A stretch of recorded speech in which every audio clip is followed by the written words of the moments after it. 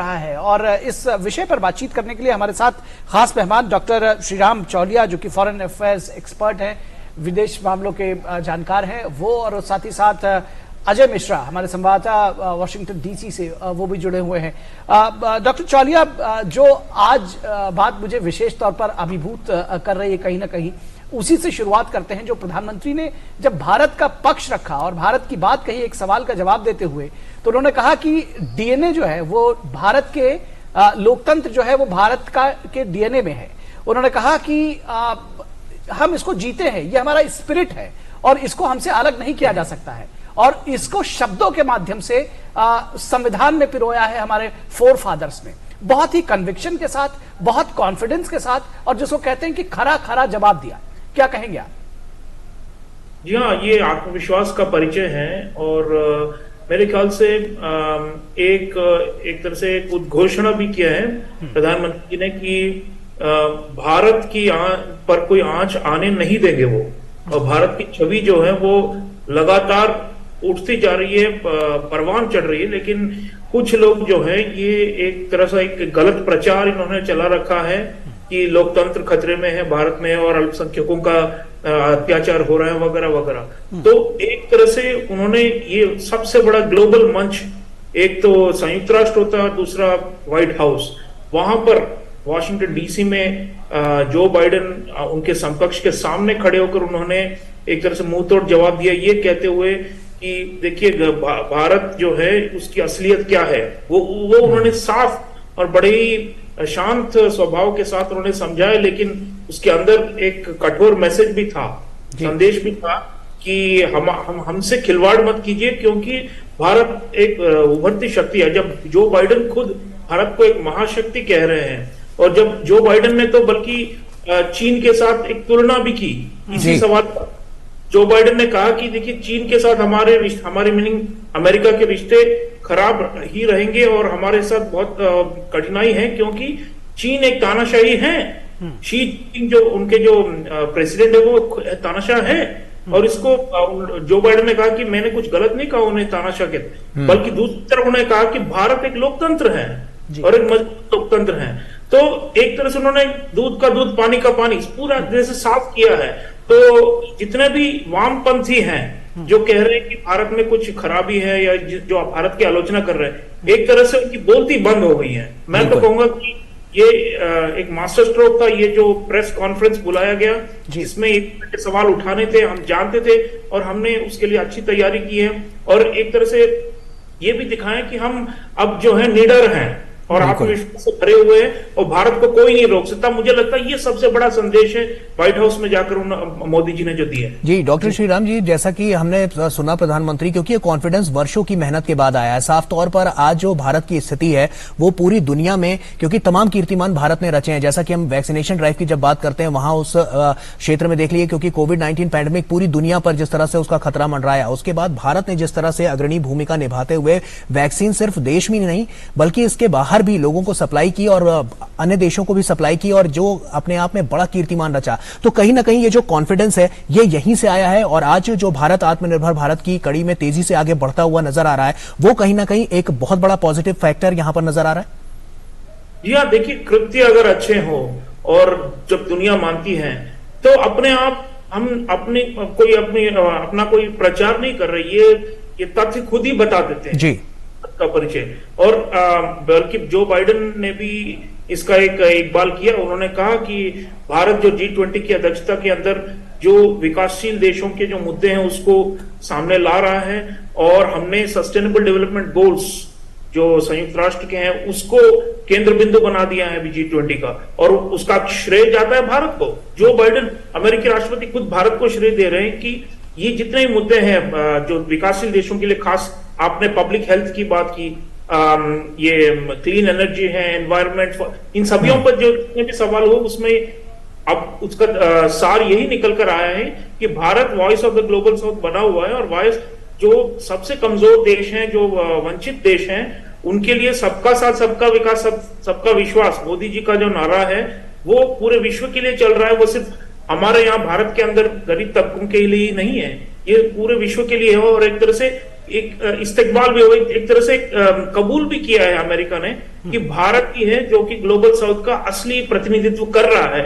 और आगे जाकर अफ्रीका की जो मेंबरशिप की बात हुई, जो प्रधानमंत्री जी ने प्रस्ताव रखा कि अफ्रीका को G20 में, अफ्रीकन यूनियन जो कहते हैं, जो पूरा उनका जो समूह, उसको एक G20 में भी एक सदस्यता मिले स्थायी, क्योंकि यूरोपियन संघ जो है, यूरोपियन यूनियन, वो पहले से सदस्य है G20 का, लेकिन अफ्रीकन यूनियन क्यों नहीं हो सकता है? वो भी एक बड़ा 55 देश है अफ्रीका में, और उनकी आवाज आनी चाहिए उभर कर। तो ये प्रधानमंत्री ने जो प्रस्ताव रखा है, जो बाइडेन ने भी स्वीकार किया कि हम भी उसके साथ सहमत हैं। तो इसका मतलब है कि देखिए, एक तरह से हमने वहां पर अमेरिका में जाकर अपना एक सत्ता जमाया है। एक तरह से लोग हमारी साख मान रहे हैं कि भारत जो है वो केवल ये 140 करोड़ लोगों की बात नहीं करते, बल्कि विश्व भर में जहां पर भी डेवलपिंग कंट्रीज हैं, उन सब का एक प्रणेता है। तो ये काफी इफेक्टिव गया है, और ये रिजल्ट्स में भी आपको नजर आएंगे, जैसे ज्वाइंट कम्युनिके में भी आपको नजर आएगा कि अमेरिका भारत के साथ मिलकर अन्य डेवलपिंग कंट्रीज में साझेदारी करेगा और प्रोजेक्ट्स चलाएगा। और इसका यही साफ मतलब है कि वो भारत को समझता है कि यही सबसे उचित नेतृत्व कर सकता है विकासशील देशों का। जी बिल्कुल। और हमारे साथ ग्राउंड जीरो से जुड़े हुए हैं वॉशिंगटन डीसी से अजय, आपके पास आते हैं। आप इतिहास को बनते हुए, इतिहास रचे जाते हुए देख रहे हैं, आप उसके साक्षी हैं वॉशिंगटन डीसी में। और जब प्रधानमंत्री ये कहते हैं कि सरकार के बेनिफिट्स एक्सेस टू ऑल है, न जाति के आधार पर, न धर्म के आधार पर, न क्षेत्र के आधार पर, न उम्र के आधार पर कोई भेदभाव नहीं है, और जब पर्यावरण की बात करते हैं तो भी उतने ही कॉन्फिडेंस के साथ कहते हैं कि G20 में पेरिस के घोषणा में जो वादे किए गए थे वो पूरा करने वाला भारत इकलौता देश है। किस तरह से देखते हैं इन स्टेटमेंट्स को? देखिए निखिल, जिस तरह से दोनों देश एक साथ कई मुद्दों पर आम राय रखते हुए एक मत होते हुए दिखाई दे रहे हैं, इसमें कोई दो राय नहीं है कि भारत और अमेरिका पूरी दुनिया से ये कह रहे हैं कि दोनों ही लोकतांत्रिक देश, दोनों ही लोकतंत्र और ज्यादा करीब आ रहे हैं। एक चीज जो अभी तक हम मिस कर रहे हैं, बहुत बड़ा ऐलान हुआ है, इसको आप समझिए। भारत ने आर्टेमिस अकॉर्ड को साइन करने का फैसला लिया है। वो अकॉर्ड है क्या? आप ये समझिए, पूरी दुनिया में स्पेस को लेकर के दो बड़े प्रोग्राम्स हैं। पहला प्रोग्राम जो कि अमेरिका लीड करता है, जिसको आप आर्टेमिस अकॉर्ड कहते हैं। दूसरा प्रोग्राम जो है वो ILRS, जो इंटरनेशनल लूनर रिसर्च स्टेशन है, जो कि रशिया और चाइना के द्वारा लीड किया जाता है। आप समझने की कोशिश कीजिए कि भारत और अमेरिका स्पेस के क्षेत्र में आप करीब आने की कोशिश कर रहे हैं। जो मून मिशन हमारे लिए काफी इंपॉर्टेंट है, अमेरिका ऑलरेडी उस पर काम कर रहा है। तो ये जो अकॉर्ड है, आर्टेमिस अकॉर्ड, जो कि कई सारे देशों के साथ अमेरिका पहले साइन कर चुका है, बहुत सारे पहले प्रयास बताए जाते हैं कि ऐसा क्या किया जाए कि भारत और अमेरिका स्पेस के क्षेत्र में भी और ज्यादा करीब आए। मुझे लगता है कि एलन मस्क के साथ जो प्रधानमंत्री की मीटिंग हुई है, उसका इम्पैक्ट जरूर इस पर पड़ा है। और आर्टेमिस अकॉर्ड को जो प्रधानमंत्री मोदी ने कहा कि अब भारत उसको साइन करने के लिए तैयार है, स्पेस के सेक्टर में भारत और अमेरिका और ज्यादा सहयोग करने जा रहे हैं, और ज्यादा इन्वेस्टमेंट आने जा रहा है। स्पेस यानी इसरो, अब इसका जो हमारा स्पेस रेगुलेटर है, अब इस रिकॉर्ड का हिस्सा होगा। और इसरो की जितनी भी गतिविधियां हैं, अब इसके साथ मिलकर के बहुत सारे देश अपनी टेक्नोलॉजी साझा कर पाएंगे। तो स्पेस एक बहुत बड़ा सेक्टर है। तो अब आपने देखा कि डिफेंस के बाद एक स्पेस खुलता हुआ नजर आया। भारत ने पहली बार स्पेस को स्ट्रेटेजिक सेक्टर से थोड़ा सा खोला, अपने निजी क्षेत्र के लिए खोला, स्टार्टअप्स कंपनीज के लिए खोला। स्पेस में बहुत सारे जो नई टेक्नोलॉजीज है, उनका इस्तेमाल करते हुए हम दूसरे बड़े मिशन पर भी काम कर रहे हैं। हमने अपना रेगुलेटर तैयार किया है स्पेस को लेकर के। अब आगे जाते हुए ऐसा लगता है कि भारत और अमेरिका स्पेस क्षेत्र में भी बड़े निवेश की तैयारी में है, और इसकी शुरुआत आज इस आर्टेमिस अकॉर्ड पर सिग्नेचर करने के बाद हो जाएगी, जिसका संदेश स्पष्ट तौर पर व्हाइट हाउस से प्रधानमंत्री मोदी ने दिया है। ये बहुत बड़ी बात है, और मुझे लगता है इसको और ज्यादा डिस्कस किया जाना चाहिए। आगे जाते हुए हमने देखा कि जो जनरल इलेक्ट्रिक के साथ में जो समझौता हुआ है हिंदुस्तान एरोनॉटिक्स का, वो भी स्पेस के साथ संबंध रखता है, एटॉमिक एनर्जी के साथ संबंध रखता है, डिफेंस के साथ संबंध रखता है। और मेरे पीछे आप देखें कांग्रेस, और इस वक्त हलचलें तेज हो चुकी है। मैं आपको बताऊं कि प्रधानमंत्री थोड़ी देर में कांग्रेस का रुख करने वाले हैं, और जो कारकेड है उसकी आवाज अभी तक अभी आनी शुरू हो गई है। तमाम भारतवंशी मेरे सामने प्रधानमंत्री के स्वागत के लिए कांग्रेस के सामने भी, कैप्टन हिल के सामने भी यहाँ पर जुटे हुए हैं और अब से थोड़ी देर में प्रधानमंत्री यहाँ पर आएंगे और कांग्रेस को दूसरी बार लगातार एड्रेस करके एक बार फिर से नया इतिहास बनाएंगे। तो आज मुझे लगता है कि आज इतिहास का ही दिन है। पहला इतिहास जब रचा गया जब 45 लाख से ज्यादा भारतवंशियों को सम्मान देने के लिए व्हाइट हाउस ने अपने साउथ लॉन्च के दरवाजे खोले। हजारों की संख्या में, कम से कम 8,000 लोग वहां पर मौजूद थे जो भारतवंश के हैं और इंडियन अमेरिकन कम्युनिटी के साथ संबंध रखते हैं। वहां पर उनका होना, उसके सामने प्रधानमंत्री नरेंद्र मोदी और जो बाइडेन का संबोधन करना और बीच बीच में तालियां बजना भारतवंशियों की तरफ से एक इतिहास वहां रचता हुआ नजर आया। उसके बाद हमने देखा कि जो बायलैटरल्स हुए, बायलैटरल के बाद प्रेस कॉन्फ्रेंस हुई। अभी तक भारत और अमेरिका ने बायलैटरल्स की है, प्रेस कॉन्फ्रेंस नहीं की है। आप समझिए, ज्वाइंट स्टेटमेंट देना एक चीज है, प्रेस कॉन्फ्रेंस करना, सवाल लेना दुनिया से दूसरी चीज है। हालांकि ये इसको आप कह सकते हैं, हमारे एक्सपर्ट प्रोफेसर चोलिया कह रहे थे कि हमें पता होता है कि ये सवाल क्या आने वाले हैं, क्योंकि सभी लोग यही जानने की कोशिश करेंगे कि भारत लोकतंत्र के मुद्दे पर क्या कर रहा है। आपने भी वही सवाल किया, लेकिन आज खुल करके प्रधानमंत्री मोदी ने स्पष्ट तौर पर यह कह दिया है कि जो हमारा मूल मंत्र है वो संविधान की जो भावना है उसको लेकर के साथ में चलना और सबका साथ सबका विकास जो कि मूल मंत्र है, और उसके साथ ही सबका प्रयास भी होना चाहिए। ये भी उन्होंने संकेत किया है। इस चीज को समझना चाहिए कि सभी लोग अधिकारों की बात तो कर रहे हैं, मानवाधिकार की बात तो कर रहे हैं, लेकिन देश के प्रति नागरिकों का कुछ कर्तव्य भी है। अजय, आपसे एक चीज जी, प्रयास बहुत जरूरी है। अजय, जिस तरह से एक भारत विरोधी एजेंडा चलाने की कोशिश की गई पिछले दिनों और ये बात साफ नजर आई, उसको प्रधानमंत्री ने सिरे से खारिज कर दिया। बताया कि भारत में किसी तरह का भेदभाव नहीं है, चाहे वो धर्म के आधार पर हो, जाति के आधार पर हो, और जब अल्पसंख्यकों को उत्पीड़ित करने की बात या उनके खिलाफ किसी तरह की बात आती है तो यह कोरा झूठ है।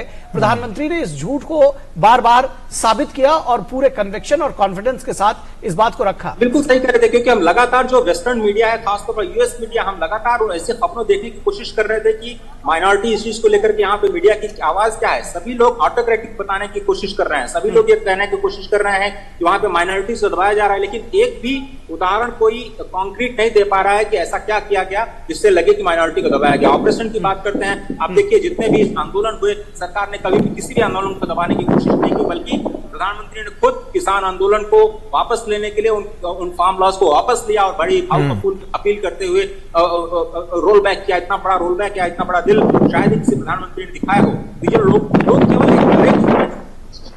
बहुत ही कम लोग हैं, ऐसा लगता है कि गिनती बहुत कम है और उसका बहुत ज्यादा फर्क नहीं पड़ेगा, क्योंकि अब जो ओवरव्यू बन रहा है, जो एक बड़ी बात बन रही है, बड़ी आम राय बन रही है दोनों देशों के बीच में, तो ये कि वैश्विक मुद्दों पर कैसे दो लोकतंत्र एक साथ आकर के एक ही आवाज, एक ही सुर में बात करने की कोशिश कर रहे हैं। बायलैटरली जब वो बात कर रहे हैं तो अलग अलग सेक्टर्स में जहां पे संभावनाएं अभी तक थी लेकिन काम नहीं हो पा रहा था रेगुलेशन की वजह से, जो हमारे ब्यूरोक्रेटिक हर्डल्स है उसकी वजह से, गवर्नमेंट टू गवर्नमेंट जो लॉज हमें उसमें चेंज करने पड़ेंगे उसकी वजह से, अब लगता है कि दोनों देश अब मान चुके हैं कि नहीं, हमको गवर्नमेंट टू गवर्नमेंट फैसिलिटेट करना होगा, एक विश्वास जगाना होगा इंडस्ट्री टू इंडस्ट्री कोऑपरेशन के लिए, क्योंकि बढ़ता हुआ भारत अमेरिका के भी हित में हो। अमेरिका इस बात को समझ चुका है कि रशिया और चाइना जैसी बड़ी जो आर्थिक शक्तियां हैं वो अमेरिका के विकास में स्पष्ट रूप से साथ नहीं देने वाली हैं। भारत का ही विकास है जिसके साथ अमेरिका का विकास जुड़ा हुआ है, और इस बात को बहुत अच्छे से समझता है अमेरिका, क्योंकि यहाँ पर बड़ी बड़ी कंपनियों के जो कमान है, आप देखिए भारतीय मूल के जो प्रोफेशनल्स हैं उनके हाथ में है। आप देखिए H1B वीजा, यानी कंपनियों के लिए जो वीजा जारी करती है सरकार अमेरिका की, उसका 73% अमेरिकी जो भारतीय हैं, जो प्रोफेशनल्स हैं, उनके द्वारा इस्तेमाल किया जाता है। मुझे लगता है अभी ये वीजा रिजीम को लेकर के भी कुछ न कुछ जरूर जो यहाँ पे होम सिक्योरिटी का विभाग है वहां से कुछ न कुछ जरूर आएगा, और ये माना जा सकता है कि कुछ न कुछ यहाँ पर और भी बड़े फैसले आपको आते हुए आज शाम तक दिखाई देंगे। और अभी कल का दिन भी है जब बहुत सारी बायलैटरल मीटिंग्स होनी है, और उसके बाद जो आउटकम आएंगे वो बहुत ही सब्सटेंशियल होंगे। फाइनल आउटकम डॉक्यूमेंट्स है उसमें हम देखने की कोशिश करेंगे कि बिल्कुल। अजय, एक छोटी सी जानकारी आपसे और चाहिए थी, क्योंकि अमेरिकी कांग्रेस को भी संबोधित प्रधानमंत्री नरेंद्र मोदी करने वाले हैं, तो क्या हलचल उसको लेकर अभी वहां पर देखने को मिल रही है? आपके आसपास क्या हलचल है और कितनी देर में ये शुरू होने वाला है, और उसके बाद कैसे आज इस बात को लेकर, क्योंकि कहीं ना कहीं प्रधानमंत्री यहां से भी मूल मंत्र देते हुए नजर आएंगे, जैसे कि जिस कॉन्फिडेंस की बात अभी निखिल भी कर रहे थे, वो कॉन्फिडेंस अभी यहां भी दिखेगा। बिल्कुल आपने सही कहा कि अब से थोड़ी देर में जो कांग्रेस है, आप मेरे पीछे देख रहे हैं, बहुत ही ऐतिहासिक जगह है, कैपिटल हिल ने बहुत साथ दिया है भारत का, और प्रेसिडेंट बाइडेन और प्रधानमंत्री मोदी का संबंध पिछले जो एड्रेस था ज्वाइंट सेशन का उसमें दिखा था, जब वो उपराष्ट्रपति थे और वो स्वयं मंच पर मौजूद थे जब प्रधानमंत्री ने पहली बार संबोधित किया था। आज वो राष्ट्रपति के रूप में मौजूद होंगे।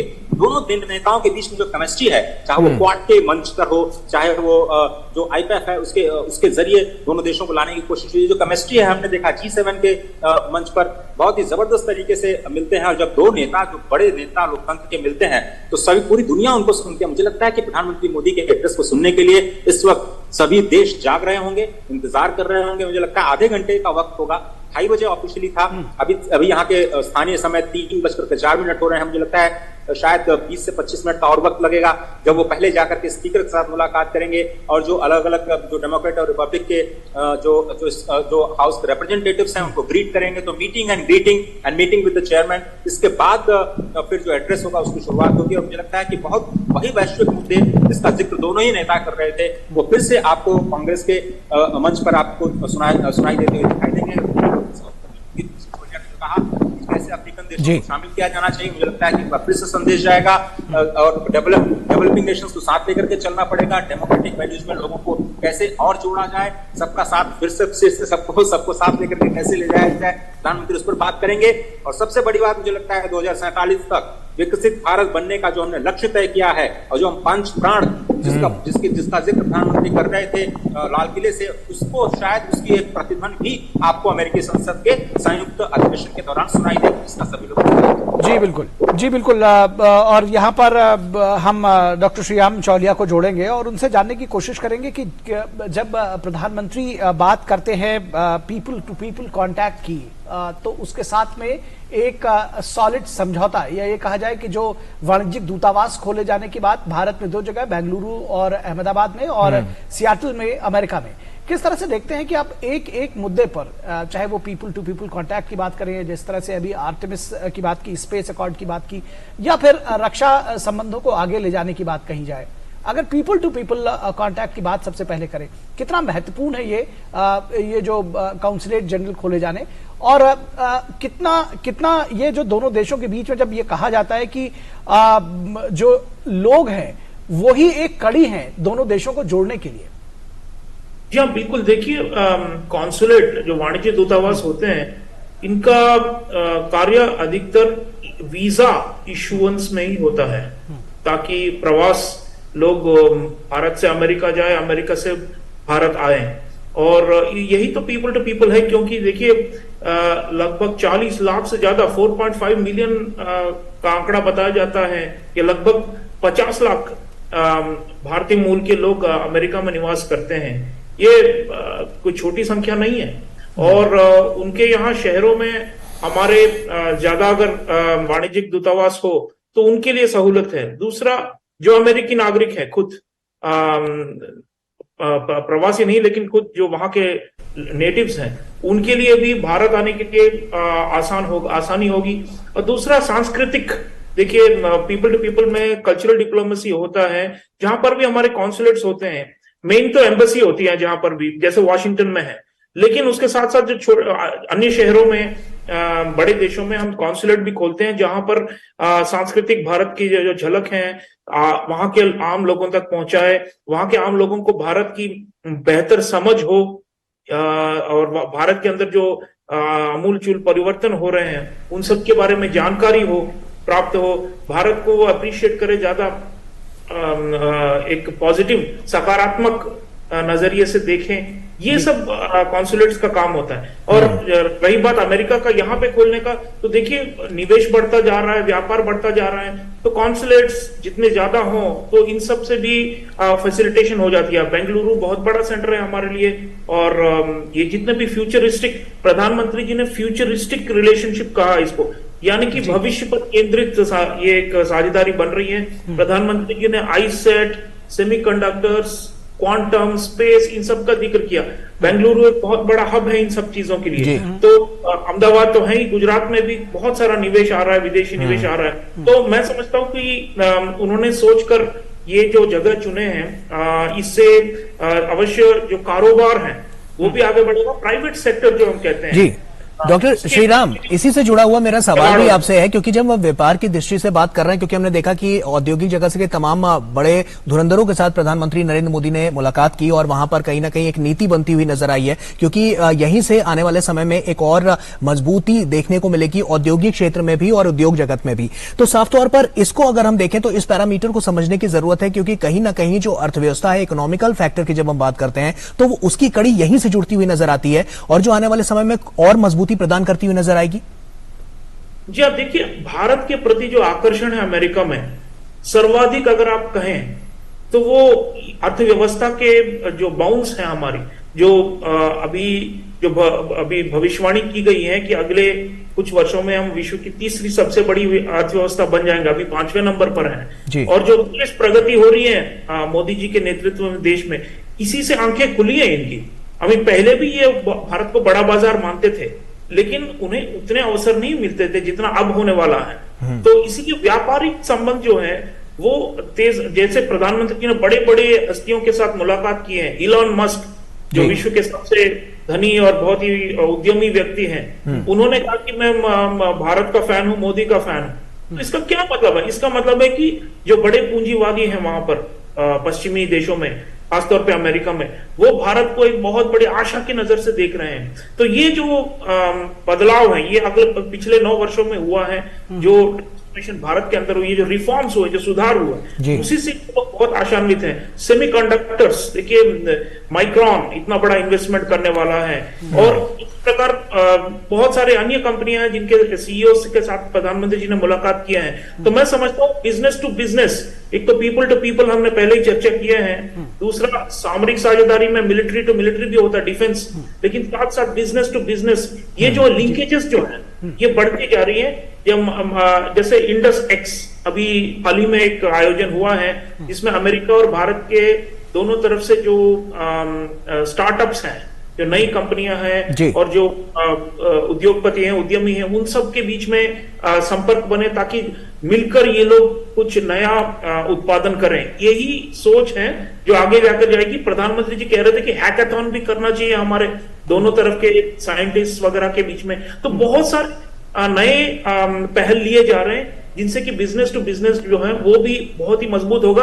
पीयूष गोयल जी हमारे वाणिज्य मंत्री ने कहा है कि 100 से 600 बिलियन डॉलर की आपसी व्यापार जल्द ही हो सकता है। अभी 190 पर है, यानी कि हमें 3 गुना लगभग बढ़ाना है। चीन का और अमेरिका का लगभग 500-600 बिलियन डॉलर के आसपास है अभी भी, हालांकि उन दोनों के बीच में तनाव है। तो मुझे लग रहा है कि अगले 5 सालों में हम देखेंगे कि भारत चीन की बराबरी करेगा हर महीने में, और खासतौर पर अर्थव्यवस्था के अमेरिका के लिए अर्थव्यवस्था के मामले में।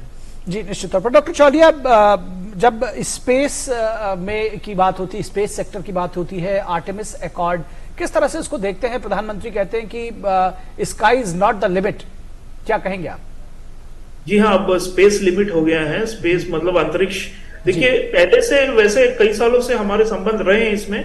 जैसे हमने गगनॉट, जो गगनयान हमारा जो मैन्ड स्पेस मिशन है, उसमें भी अमेरिका मदद कर रहा है। लेकिन इसरो, हमारा जो मेन स्पेस रिसर्च ऑर्गेनाइजेशन है, इसरो और नासा के बीच में अभी संबंध जो है वो ज्यादा मजबूत किए जा रहे हैं। आर्टेमिस के जरिए हम उनके साथ मिलकर इंटरनेशनल स्पेस स्टेशन में भी हमारे गगनॉट और उनके एस्ट्रोनॉट, ये दोनों मिलकर काम करेंगे। ये एक तरह से कटिंग एज जो कहते हैं साइंस में, ज्ञान में, कटिंग एज क्षेत्र है। जैसे आर्टिफिशियल इंटेलिजेंस है वैसे स्पेस है। और आउटर स्पेस में हमारे बहुत सारे सैटेलाइट हमने लॉन्च किए हैं। अमेरिका की भी क्षमता है, लेकिन एक दूसरे की क्षमता का वो लाभ लेना चाहते हैं। और देखिए, ये सिर्फ वाणिज्यिक मामला ही नहीं है, कमर्शियल सैटेलाइट्स ही नहीं है। आजकल ये जो रणनीति है, इसमें भी आउटर स्पेस को एक बैटलफील्ड माना जाता है। और चीन की अपनी पूरी एक नेविगेशन सिस्टम उन्होंने बना रखा है। पाकिस्तान भी उसके अंदर आता है, और पाकिस्तान जीपीएस के अंतर्गत नहीं आता जो अमेरिकन है।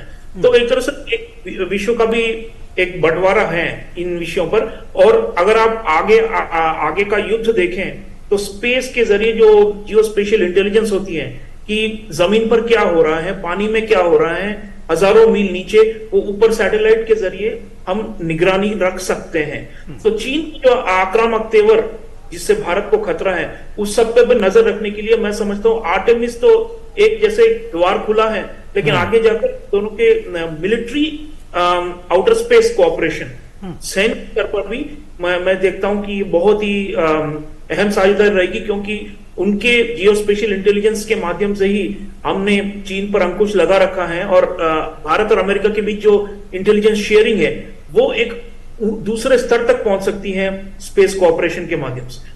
बिल्कुल।